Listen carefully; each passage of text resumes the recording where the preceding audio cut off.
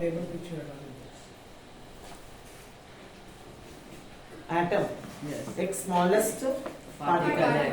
दुनिया की कौन सी भी चीज का सबसे छोटा टुकड़ा निकालेंगे, उस छोटे टुकड़े का नाम क्या रहता है? एटम। दुनिया की हर चीज किससे बनी हुई है? एटम। एटम ही सबसे छोटा टुकड़ा है, ऐसा उस डॉल्टन ने कहा था। डॉल्टन एक साइंटिस्ट था, उसने बोल दिया कि एटम ही सबसे छोटा पार्टिकल है। आटम, आ का मतलब अनडिविजिबल, टम का मतलब डिविजिबल, आ का मतलब अन, टम का मतलब डिविजिबल, आटम का मतलब होता है अनडिविजिबल पार्टिकल।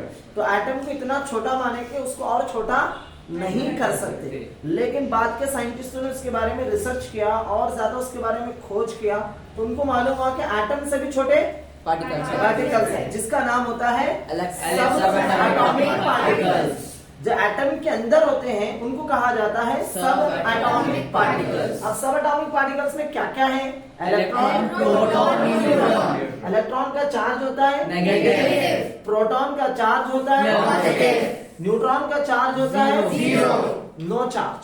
ओके, तो ये हम आज पढ़ेंगे कि एटम के अंदर क्या क्या रहते हैं। दूसरा, कैसा रहते, कहाँ रहते, तीसरा कैसा रहते, चौथा क्या करते, क्या करते। पहली बात तो क्या क्या रहते हैं, कहाँ रहते हैं, कैसा रहते हैं, क्या करते हैं, ये समझना अपने को जरूरी है। ठीक है, तो सबसे पहले अपन समझेंगे क्या क्या रहते, वो तो अपने को मालूम होगा। क्या क्या रहते बोलो? इलेक्ट्रॉन, जिनको सब एटॉमिक पार्टिकल्स बोलते हैं। अब कहाँ रहते वो मालूम करना है, तो प्रोटॉन और न्यूट्रॉन न्यूक्लियस में रहते हैं, इलेक्ट्रॉन न्यूक्लियस के अतराफ में घूमते रहते हैं। सब प्रोटॉन और न्यूट्रॉन कहीं को बीच में रह रहे हैं। इलेक्ट्रॉन क्यों घूम रहा बोलो? प्रोटॉन और न्यूट्रॉन का मास ज्यादा है व्हेन कंपेयर टू इलेक्ट्रॉन, और इलेक्ट्रॉन का मास इज बहुत कम है, नेग्लिजिबल है, इतना कम है कि नेग्लिजिबल है ना, बहुत कम है। तो इसीलिए इलेक्ट्रॉन का मास कम होने की वजह से उड़ता है। जैसा मैं आपको एग्जांपल दिया था कि आपके पास की बुक है, ठीक है, इस बुक में से मैं एक पेपर फाड़ दिया और उसको फैन के नीचे रख दिया। एक पेपर फाड़ के इस वाले पेपर को मैंने फैन के नीचे रख दिया, क्या होता है? अगर मैं एक बुक को रखा दूं नहीं उड़ता। बुक नहीं उड़ने की वजह मास ज्यादा है, पेपर का मास कम है। वैसे ही इलेक्ट्रॉन का मास कम है, प्रोटॉन और न्यूट्रॉन का मास ज्यादा है, इसलिए इन्हें मोटे भाई बिल्कुल बीच में बैठ जाते हैं प्रोटॉन और न्यूट्रॉन, और दुबले भाई घूमते रहते हैं। और पूरी फसाद का जड़ है इलेक्ट्रॉन। जितनी पढ़ाई और दुनिया में जितनी तरक्की हुई, जितनी सब कुछ दुनिया का आज ये रंग और रुख बदल गया, जो दुनिया आज इतनी अजीब दुनिया में अजीब शक्ल में नजर आ रही, जो एक जमाने में ऊंट पे बैठ के जाते थे आज तो हवा में उड़ सक रहे अपन। तो ये तमाम दुनिया में जो चेंजेस आए सिर्फ इलेक्ट्रॉन की वजह से। एटम की डिस्कवरी के बाद इलेक्ट्रॉन का नेचर पढ़ने से तमाम दुनिया की तमाम मिशनरीज को चलने में हेल्प हुआ। तो बहुत बड़ा डिस्कवरी था इलेक्ट्रॉन का डिस्कवरी। ठीक है, इलेक्ट्रॉन एक नेग्लिजिबल पार्टिकल। पहली बात तो एटम जितना छोटा है कि उसका मास बहुत कम रहता, जिसको अपन देख ही नहीं सकते, उसका मास कितना रहता बोले? उसका मास बहुत कम। फिर उसके अंदर भी सब एटॉमिक पार्टिकल्स बोले तो प्रोटॉन, न्यूट्रॉन, इलेक्ट्रॉन, वो तो और छोटे। उसमें से भी प्रोटॉन से इलेक्ट्रॉन का मास कंपेयर करें तो हाथी और एक इसमें चूहा, एक तरफ हाथी को रख दो और दूसरी तरफ चूहे को रख दो, दोनों को तराजू में रख के तोल दे, कोई कोई कंपैरिजन है इन दोनों के बीच में? कोई भी कंपेयर नहीं करता भाई। हाथी के साथ चूहे को कैसा तोलते, मालूम है हाथी पसंद ज्यादा रहेगा। वैसे ही चूहा इलेक्ट्रॉन है और हाथी प्रोटॉन, इन दोनों का मास का इतना ज्यादा डिफरेंस है। समझ रहे मेरी बात? प्रोटॉन का मास बहुत ज्यादा है। हाथी क्या करता? दौड़ते रहता, घोड़े के जैसा भागते रहता, चूहे के जैसा, चूहे को तुम पकड़ ही नहीं सकते, यहाँ पकड़े तो वहां घुसता, वहां घुसते तो यहाँ घुसता, घूमते रहता हूँ। और हाथी हल्लू चलता नहीं तो एक जगह बैठ जाता, मोटा भाई है। ठीक है, तो प्रोटॉन हाथी के जैसा है, इलेक्ट्रॉन चूहे के जैसा है, और गोल घूमते रहता हाथी के तरफ। ठीक है, फाइनली ये इलेक्ट्रॉन गोल घूमने की वजह है कि उसका मास कम है, प्रोटॉन और न्यूट्रॉन बीच में रहने की और न्यूक्लियस में रहने की वजह क्या है? मास है। और जो भी न्यूक्लियस के अंदर रहते हैं प्रोटॉन और न्यूट्रॉन, उनका नाम होता है, दोनों को मिलाकर कहा जाता है न्यूक्लियॉन्स। क्या कहते हैं? Nucleons. The particles which are present inside the nucleus are called nucleons. Okay, the middle part of the atom is known as nucleus. Okay, electrons revolve around the nucleus like planets revolve around the sun. ये है present theory. लेकिन अपन थोड़ा इसकी जो present समझने के बाद past में लोग क्या समझते थे एटम को एक बार रिकॉल करेंगे, फिर अपन आगे पढ़ लेंगे। पास्ट में इस थ्योरी को लेकर के पास्ट में लोगों का मानना था, सबसे पहला जो साइंटिस्ट था जिसने एटम का थ्योरी बताया था वो है जे थॉमसन है। क्या नाम है इसका? जे थॉमसन एक साइंटिस्ट था। वो बताता है कि एटम एक तरबूज की तरह है। एटम एक तरबूज की तरह। तरबूज मालूम? वाटरमेलन की तरह। वाटरमेलन में क्या होता है आप देखेंगे, गोल शेप रहता और उसमें रेड कलर का क्या रहता, मग्स, जिसको आप प्लम बोल सकते हैं। क्या बोल सकते हैं? प्लम। अब उसके अंदर छोटे छोटे जो काले कलर के बिंदु रहते, सीड्स, पुडिंग है ना, प्लम पुडिंग मॉडल का आता है। जे थॉमसन ने कहा प्लम पुडिंग मॉडल। वाटरमेलन पे एक एग्जांपल लिया एटम का शक्ल बताने के लिए, इंसानों को समझाने के लिए। वो समझाना चाहता है कि एटम एक तरबूज की तरह होता है। तरबूज में जैसा रेड कलर का मगज होता है वो होता है प्रोटॉन्स, और जो ब्लैक कलर के सीड्स हैं वो है इलेक्ट्रॉन्स। तो प्रोटॉन्स और इलेक्ट्रॉन्स यानी नेगेटिव और पॉजिटिव चार्ज पार्टिकल्स एटम के अंदर ऐसा रहते हैं जैसे मगज और सीड्स, है ना। प्लम और सीड्स कैसा है, तरबूज के अंदर मगज और काले कलर के बीज कैसे हैं, वैसा प्रोटॉन और इलेक्ट्रॉन रहते हैं, ऐसा इनका मानना था। लेकिन जब डिस्कवरी और ज्यादा डीप हुआ, रिसर्च और ज्यादा डीप में गया, तो मालूम हुआ कि एटम के अंदर पार्टिकल्स एक जगह सेटल्ड नहीं है। वो घूमने वाले पार्टिकल्स नजर आए उनको, घूमने वाले पार्टिकल्स नजर आए। तो वो रुदरफोर्ड ने कहा भाई आपकी बात बिल्कुल मैं गलत मानता हूँ। कुछ हद तक आपकी बात सही है कि यहाँ पर दो तरह के पार्टिकल्स हैं, प्रोटॉन और वो नाम तो नहीं दिए थे प्रोटॉन और इलेक्ट्रॉन, बल्कि बस इतना बोल रहे थे कि पॉजिटिव और नेगेटिव चार्ज पार्टिकल्स होते हैं। लेकिन आपके जैसा पॉजिटिव चार्ज पार्टिकल्स और नेगेटिव चार्ज पार्टिकल दोनों भी एक ही जगह फिक्स है, ये बात मैं नहीं मानता। मेरे को लगता है कि इसमें से कोई ना कोई पार्टिकल्स घूम रहे हैं। तो वो घूमने वाले पार्टिकल्स क्या हो सकते हैं? इलेक्ट्रॉन्स, यानी negatively charge particles positively charge particles के अतराफ में घूम रहे हैं। ये मेरा मानना है। मैंने इलेक्ट्रॉन माइक्रोस्कोप में देखा तो मेरे को लग रहा है कि पार्टिकल्स इसमें घूम रहे हैं। तो ये बात तो सही है। तो इससे बेहतर एटॉमिक मॉडल बनाया इसने रुदरफोर्ड ने, जबकि इसका स्टूडेंट है।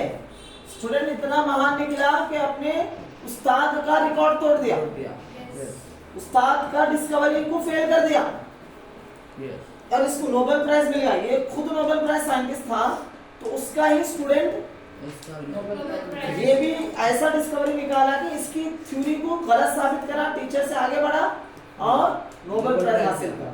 और इतना महान साइंटिस्ट है, इसके लगभग 12 या 14 साइंटिस्ट स्टूडेंट्स साइंटिस्ट बने थे। कौन? J Thomson. इसका बेटा भी खुद इनका शागिर्द भी था और उनके साथ का साइंटिस्ट भी बना। तो बहुत महान साइंटिस्ट था जे थॉमसन, सबसे पहले एटम की थ्योरी निकालने वाला। लेकिन उसके बाद रुदरफोर्ड आता है, कहता है कि भाई एटम का ऑलमोस्ट स्पेस एम्प्टी है। जितना भी स्पेस है ना एटम के अंदर वो पूरा का पूरा एम्प्टी है। जितने भी पार्टिकल्स अगर एटम में है, मान लो ये एटम है, ठीक है, तो अगर इनका मानना है कि एटम का ऑलमोस्ट स्पेस एम्प्टी है और कुछ पार्टिकल्स बीच में रहते, बाकी के पूरे पार्टिकल्स एम्प्टी है। कैसा मालूम है? उन्होंने क्या करे, अल्फा पार्टिकल्स यानी लाइट रेस को पास करे, पार्टिकल्स को पास करे, तो तकरीबन जितने भी रेस पास कर रहे हैं वो पूरे के पूरे आर पार होके निकल रहे हैं, एकांत रे टकरा के वापस आ रहा। इसका मतलब एटम पूरा एम्प्टी है, खाली एक है। थोड़ा एक कहीं तो भी बीच में थोड़ी जगह पे कुछ चीजें हैं जिसको टकरा के वापस आ रहे, लाइट रेस, अल्फा पार्टिकल्स। समझ रहे? तो रुदरफोर्ड का मानना था, ये बिल्कुल सही था कि ऑलमोस्ट, बोलो ऑलमोस्ट एटम क्या है? एम्प्टी है। ये तो ना फेल हो गए। चलो अब रुदरफोर्ड की बात चल रही है। रुदरफोर्ड का मानना था कि एटम का 90% स्पेस क्या है? एम्प्टी है और कुछ पार्टिकल्स हैं जो बिल्कुल बीच में है। ठीक है, उन्होंने अल्फा पार्टिकल्स को पास करके देखा तो पूरे के पूरे क्या हो जा रहे हैं? बाहर क्रॉस हो जाएगा। पास हो जा रहे हैं और रिफ्लेक्ट होने वाले पार्टिकल 2000 में से एक पार्टिकल रिफ्लेक्ट हो रहा, बाकी के पूरे पास हो जा रहे हैं। इसका मतलब इनको मालूम हुआ कि एटम ऑलमोस्ट। अच्छा, तो फिर ये बात तो मालूम हुआ। फिर उसके बाद हमें बोले कि जो एम्प्टी स्पेस है ना, उस एम्प्टी स्पेस में कौन घूम रहे हैं? इलेक्ट्रॉन्स घूम रहे हैं, ठीक है, और प्रोटॉन्स बीच में बैठे हुए बीच में रह रहे। Protons are settled at the middle of the atom and electrons revolve around the nucleus. ये मेन पॉइंट है। लेकिन यहाँ पर और एक नया एतराज हो गया दूसरा साइंटिस्ट से, नील्स बोर। ये भी इस एटॉमिक मॉडल को फेल बताता है।